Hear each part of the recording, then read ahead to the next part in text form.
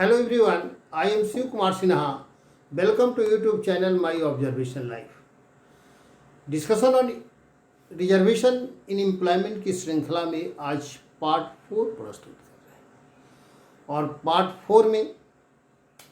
जो मेरा अध्ययन का विषय होगा वह रिजर्वेशन क्या अस्थायी होना चाहिए या अस्थायी होना चाहिए। हमारे कुछ मित्रों ने पार्ट 2 इस विषय से संबंधित जो पार्ट 2 है उस पर प्रतिक्रिया करते हुए परीक्षा की गई है किए हैं कि आरक्षण को 50 वर्ष की अवधि तक ही क्यों, अस्थायी क्यों नहीं। इस संदर्भ में कहना है कि मेरा 50 वर्ष के अवधि का जो कंसेप्ट है वह 50 वर्ष में अध्ययन करने का है। अध्ययन कर उसके स्वरूप में अगर ज़रूरत हो तो परिवर्तन करने की है। अगर कोई सब्स्टिट्यूशन की आवश्यकता हो तो उसको सब्स्टिट्यूट करने की है। मेरा कोई यह उद्देश्य नहीं है कि 50 वर्ष के बाद आरक्षण पूरी तरह समाप्त किया जाए। इसलिए जो 10 वर्ष की अवधि है उसको हम पीरियोडिकली 50 वर्ष में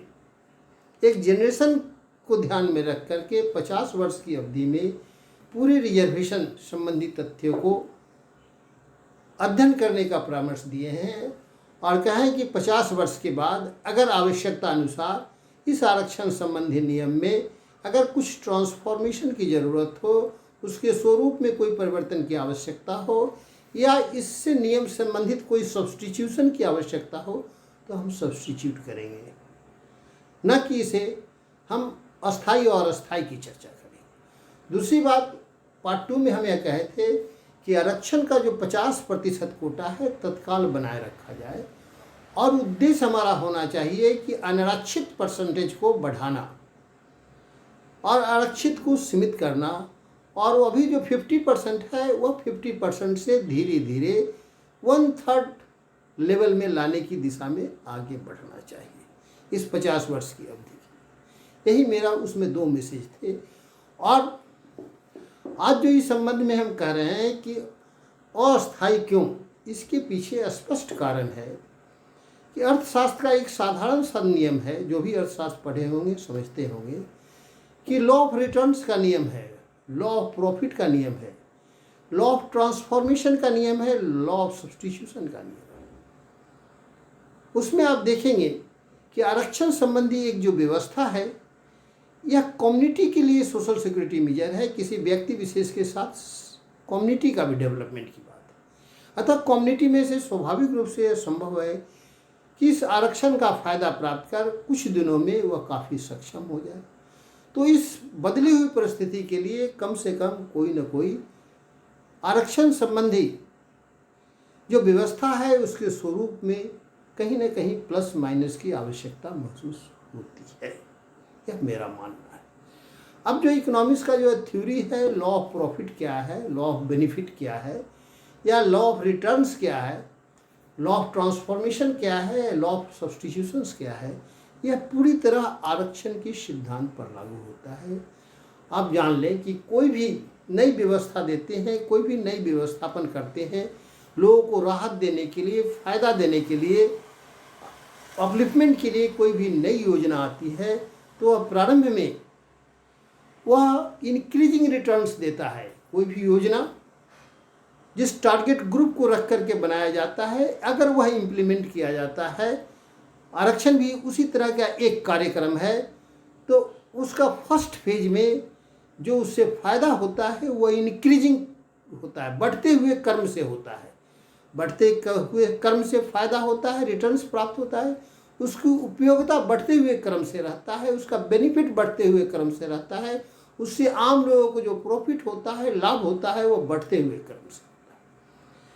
लेकिन कुछ दिनों के बाद एक समय के अंतराल यही व्यवस्था अगर इसके स्वरूप में कोई परिवर्तन नहीं किया गया, यथावत रखा गया, तो आप महसूस करेंगे कि एक पीरियड के बाद यह कांस्टेंट रिटर्न देने लगता है, अर्थात उससे न फायदा होगा न घटा होगा, कांस्टेंट रहेगा। आज जो देख रहे हैं कहीं कहीं बीपीएससी का जो रिजल्ट आ रहा है, आरक्षित वर्ग और अनारक्षित वर्ग दोनों का कट ऑफ मार्क्स बराबर हो रहा है। यह कहीं नहीं कांस्टेंट अवस्था की ओर इंडिकेट कर रहा है। अर्थात इससे जो रिटर्न्स प्राप्त होगा, जो आरक्षण संबंधी व्यवस्थापन जो हुआ है, जो नियम बनाए गए हैं, इससे जो रिटर्न प्राप्त होगा, एक ऐसा समय आएगा जब समाज को इससे जो फायदा एक स्थिर अवस्था में हो जाएगा, न इससे फायदा होगा न घटा होगा, यह कांस्टेंट अवस्था होगा। इससे कांस्टेंट रिटर्न्स प्राप्त होगा, इसकी यूटिलिटी भी कांस्टेंट हो जाएगी, इसका बेनिफिट भी कांस्टेंट हो जाएगा, इसका प्रॉफिट कांस्टेंट होगा। अगर इस समय भी हम सावधानी नहीं बरते, उसमें कोई ट्रांसफॉर्मेशन नहीं करते हैं, इसके कोई सब्स्टिट्यूशन नहीं करते हैं, तो हम देखेंगे कि यह डिमिनिशिंग रिटर्न्स की ओर बढ़ता है। यह व्यवस्था से लोगों को फायदा घटते हुए क्रम में होता है, इससे डिमिनिशिंग रिटर्न्स प्राप्त होता है, इससे डिमिनिशिंग यूटिलिटी होता है, डिमिनिशिंग बेनिफिट होता है, डिमिनिशिंग प्रॉफिट। अगर उस समय भी अगर नहीं चेते तो यह घाटे की सौदा में चली जाती है और दिवालियेपन की स्थिति हो जाती है। इसलिए यह आवश्यक है कि पीरियोडिकल एक समय के अंतराल इसके लॉ ऑफ ट्रांसफॉर्मेशन के अनुसार इसके स्वरूप में कुछ तब्दीली होनी चाहिए, ताकि हमेशा इंक्रीजिंग रिटर्न्स की अवस्था से समाज लाभान्वित हो सके। यह लॉ ऑफ ट्रांसफॉर्मेशन के अनुसार या लॉ ऑफ सब्स्टिट्यूशन के अनुसार जो वर्तमान आरक्षण की व्यवस्था है, इसके जगह कोई दूसरी व्यवस्था सब्स्टिट्यूट करके समाज को फायदा पहुंचाने की बात होनी चाहिए। इसी आधार पर हम पार्ट 2 में जो 50 वर्ष की अवधि के लिए रिजर्वेशन की बात कहे हैं, उसके पीछे उद्देश्य है। अर्थात आरक्षण संबंधी व्यवस्था से जो प्रारंभ में इंक्रीजिंग रिटर्न्स प्राप्त होता है, इंक्रीजिंग बेनिफिट यूटिलिटी प्रॉफिट होता है, वो बाद में चल के अगर परिवर्तन नहीं किया गया तो वह कांस्टेंट हो जाएगा। अगर कांस्टेंट अवस्था में भी नहीं चेता गया, नहीं सावधानी बरती गई, तो उससे डिमिनिशिंग रिटर्न्स प्राप्त होगा, इसकी डिमिनिशिंग यूटिलिटी हो जाएगी, डिमिनिशिंग बेनिफिट एंड प्रॉफिट होगा, और अंततः उस समय भी ध्यान नहीं दिए तो यह घाटे की सौदा हो जाएगा और दिवालियेपन का सूचक होगा। इसलिए आवश्यक है कि एक समय पर आरक्षण संबंधी नियमों को, आरक्षण संबंधी व्यवस्था को हम अध्ययन करें, उसका मूल्यांकन करें, उसके स्वरूप में हल्का फुल्का परिवर्तन करें और इंक्रीजिंग रिटर्न्स से कांस्टेंट रिटर्न्स और डिमिनिशिंग रिटर्न्स और घाटे की सौदा और अंततः दिवालियेपन की स्थिति की ओर न बढ़े, बल्कि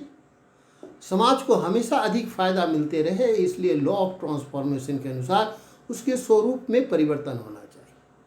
और इतना ही नहीं, उसके स्वरूप में अगर आवश्यक हो तो लॉ ऑफ सब्स्टिट्यूशन के अनुसार अधिक फायदे के लिए, अधिक संतुष्टि के लिए, उसकी उपयोगिता बनाए रखने के लिए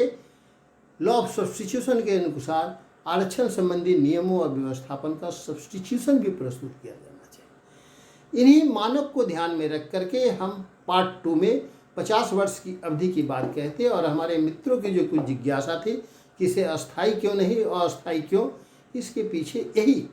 law of returns, law of transformation, law of substitutions का जो नियम है, उसको ध्यान में रख करके हम समाज के हित में इस बात को रखना चाह रहे हैं। और भी आज भी सरकार से हम चाहते हैं, जो व्यवस्था करने वाले हैं उनसे चाहते हैं, जब न्यायालय में इस बात का चिंतन हो